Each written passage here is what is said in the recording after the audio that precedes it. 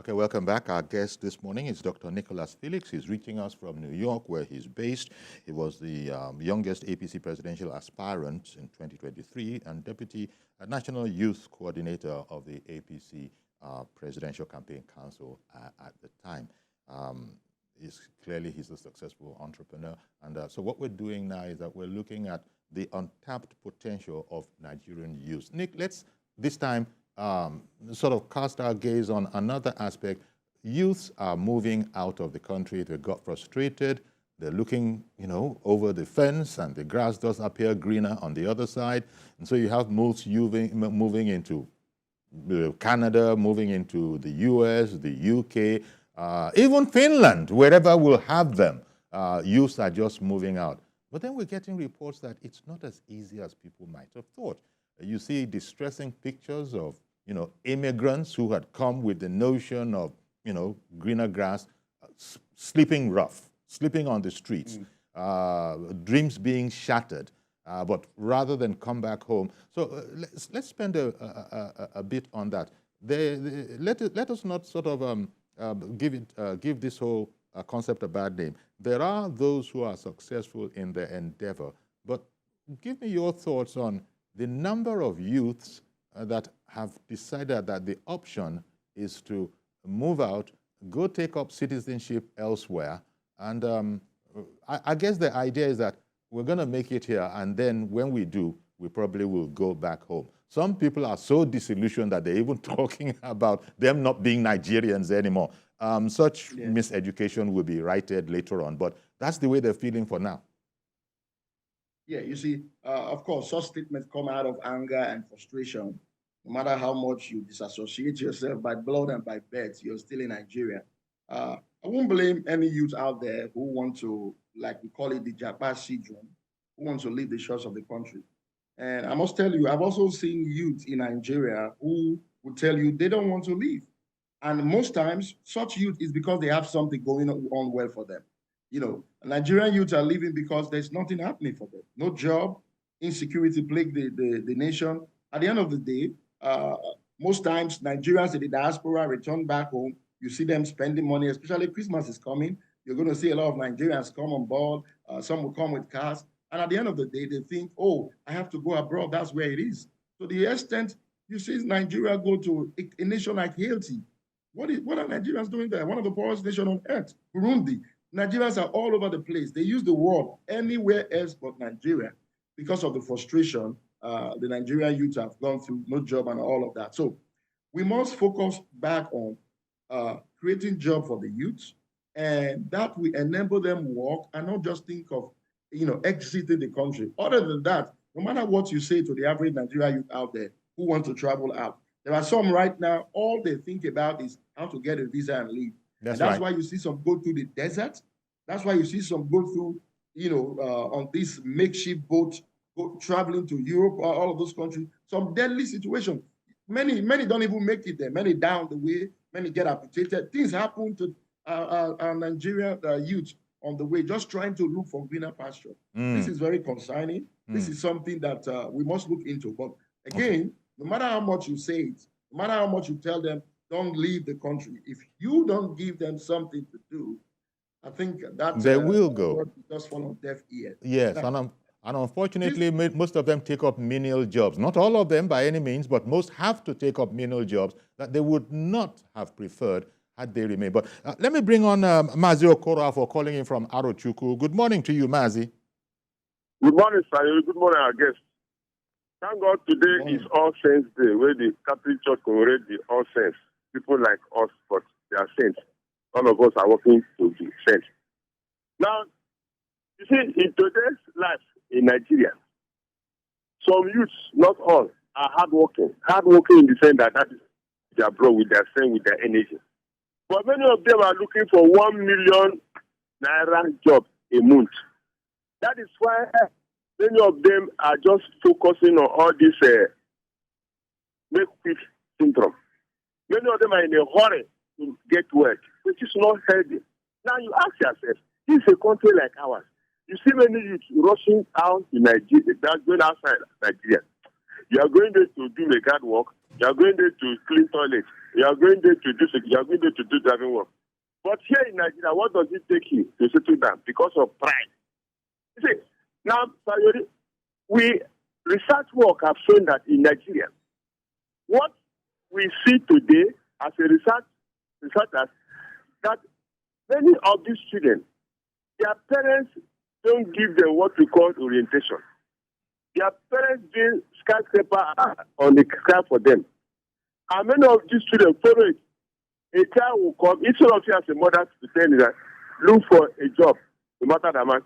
You start waiting, you don't want federal government, you don't want to stay as a state job, you are looking for oil industry, for juice industry. Yes, there's nothing wrong to have high test. But you have to start somewhere. I told myself, I said, look, that's early 70s.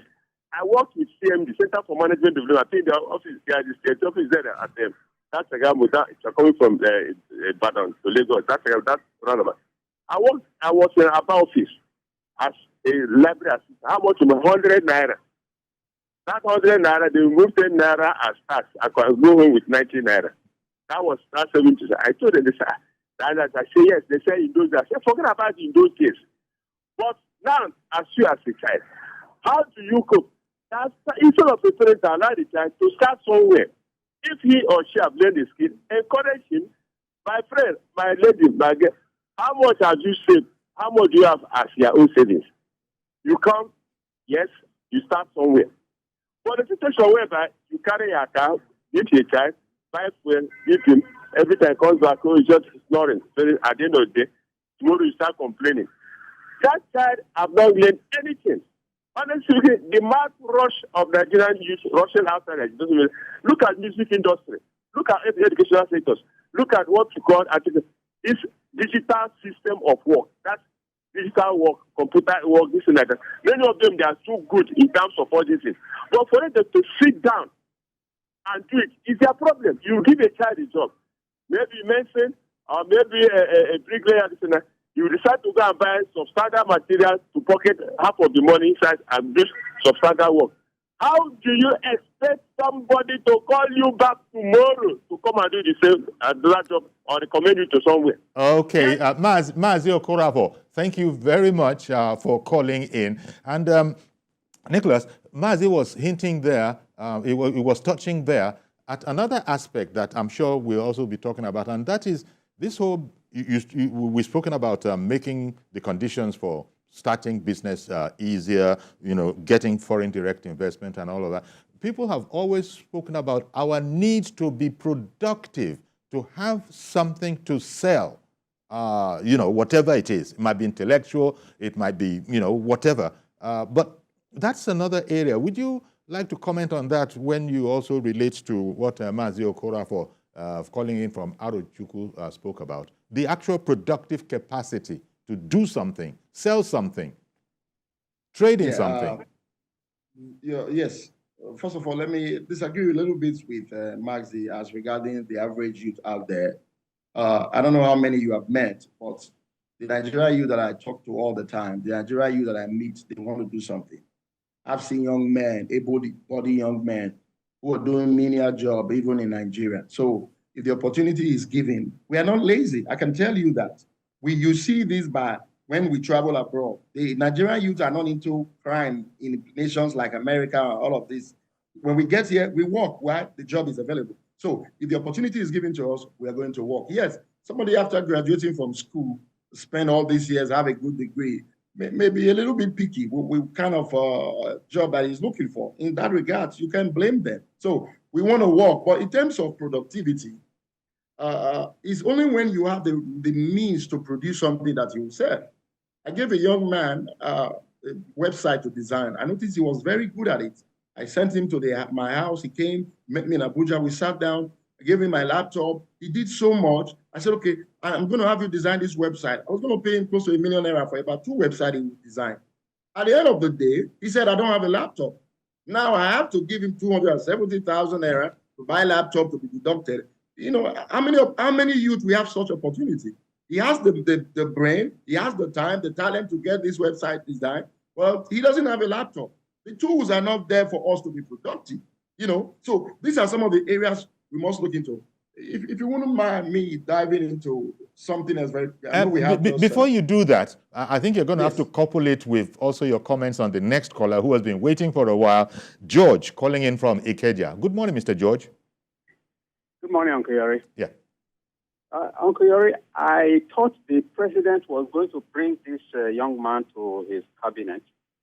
And I don't know whether they approached him and he turned it down. But I'm just thinking aloud. The issue about youth, I'm happy that the president has virtually made his government a cabinet of young people because majority of the ministers and his appointees are youths. So we will give them 2 years. By the time this administration is 2 years, to assess them and compare them with how it was when the elders were there as leaders. I'm happy that the president has already put in place assessment processes to assess his appointees periodically in terms of performance. Okay. But if I may say this, the youths themselves, I think the government needs to pay extra and quick attention to the power sector. If you look at it, even the youth that are not educationally advantaged, they have other abilities that they can explore, provided the enabling environment is there. Many of them have learned certain trades that they can thrive in, but there's no light. If you check these Okada operators, the youth that are riding Okadas, you will see that many of them are university graduates. Many of them have learned, they moved from other trades to riding Okada because there is no light to operate. You want to run a barbering shop, you will first need 200 or 300,000 to buy a generating set. And you will have to buy the fuel we are buying 600, 700 naira now. So how much is the person going to give you when you buy it? So things like that discourage people. Nigerians are very, like the speaker said, Nigerians are very hardworking people. And they are not lazy people. I can say that to the high heavens. But they only need an enabling environment to demonstrate their potential. I think that is where the government needs to concentrate. Thank you for calling in, Mr. George. It goes back to the enabling environment that Nicholas has been speaking about. Nicholas, over to you. Yes. First of all, like I've always offered myself for service. Like I always said, I'm one phone call away. If I'm called upon, I will serve. Now, let me join. I told you I have about 3 things I think as a government we can do very quickly. And I know we have just maybe 15 minutes left. I wouldn't mind throw this very quickly. Okay. Like I said, to every problem, there is a solution. The reason why we have doctors is because people get sick. The reason why we have mechanics is because our cars get, when they break down, we have people to fix them. We're talking about insecurity right now in Nigeria is very high. I'm still surprised why we have not created what we call the armed guards in Nigeria. That is going to create nothing less than 2-3 million jobs alone for the average Nigerian youth out there. Armed guards. There are ways this can be done. Right now, the only people who provide armed, security for us are the police officers. And now we're already very low with them. We don't have police officers anymore. All of them have been assigned to rich people who can pay for, which is nothing bad. But this is an area where we can generate jobs, create a lot of employment. How do we do this? There's a long process. Companies, security firms have to be licensed to provide armed guards.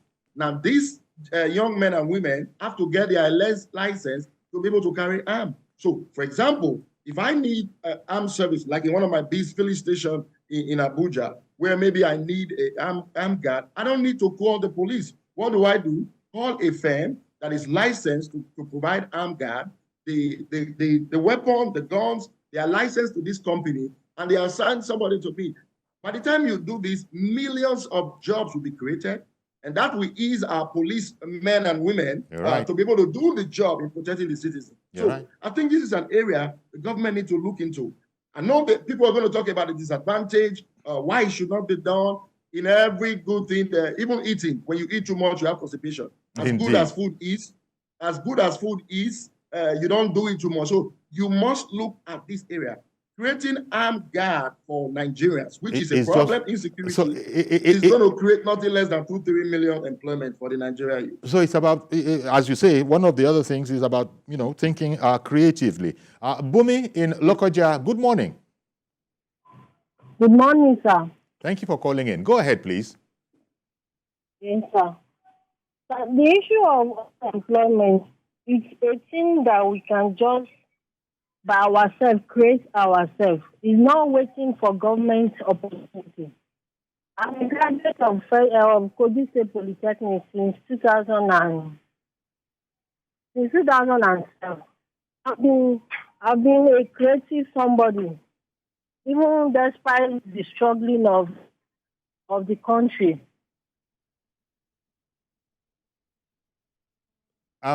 Yes, Bumi. Are you saying that Yes. we should lean on ourselves more? Is that your point? Yes. Because we shouldn't depend on government alone. Okay. It's not a thing of going to school and acquiring knowledge. You acquire knowledge by yourself and build it for the country, not only depending on someone's opportunity. You depend on yourself and make ends meet. All right. And make employment through there for somebody to achieve. Thank you very much for calling in, Bumi, saying, because it feeds back directly into what Dr. Nicholas Felix was speaking about, creative thinking. Bumi there, calling in from Lokoja, she seems to think that, look, is wondering, are we over-depending on someone else to come and do it for us? Is there potential within ourselves that we are not exercising, exploiting? And you were just speaking about, just think about it for a moment. There are a number of things. Every problem is an opportunity. Yeah. Every problem is an opportunity, no matter how bad you think it may be. Once it's a problem, you create an opportunity. And in creating that opportunity, solving that problem, that is where you get your income. And look at it, the taxi driver, the barber. If you can barb your hair yourself, you won't be needing a barber. If you can sew your clothes yourself, you won't be. So every problem we found today in Nigeria is a great opportunity for us to generate income. If you wouldn't mind, I go to the last one. This may be a little bit more controversial. But I'm thinking out of the box. I'm saying to myself, look at the leg the president has taken. The president is trying to get investment down back to Nigeria.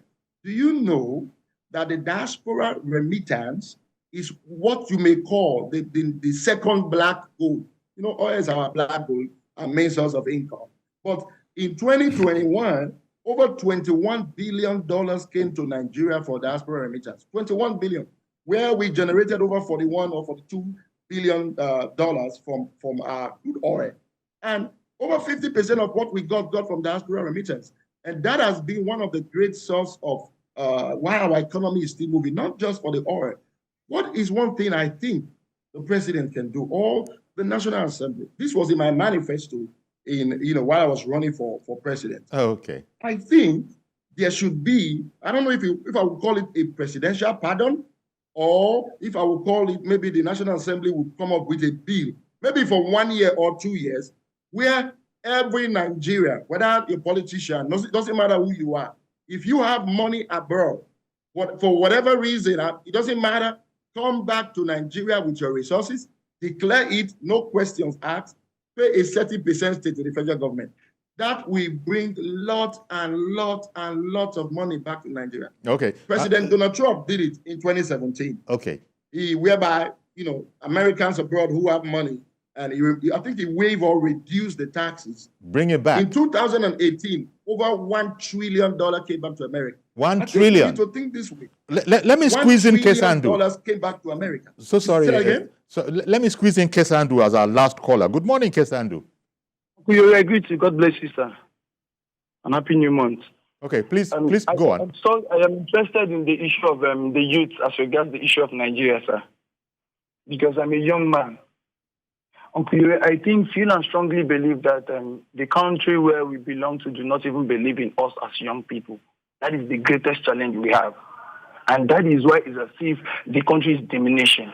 Because a country who do not have succession cannot thrive. It is not possible. They do not even believe in our capacity as young people. They will tell us experience and experience and experience. Yes, we love mentorship. We agree to mentorship. But how many of our leaders are genuinely ready to mentor us as young people? They don't want. How many of them want even us to even come to the power and actually partake in the affairs that concerns us as we are the next generation? Uncle Yori, it may interest you to know that I ran for the House of Representatives at the age of 30 last year. This election, yes, of my constituency, Okigwe South Federal Constituency. But you know what?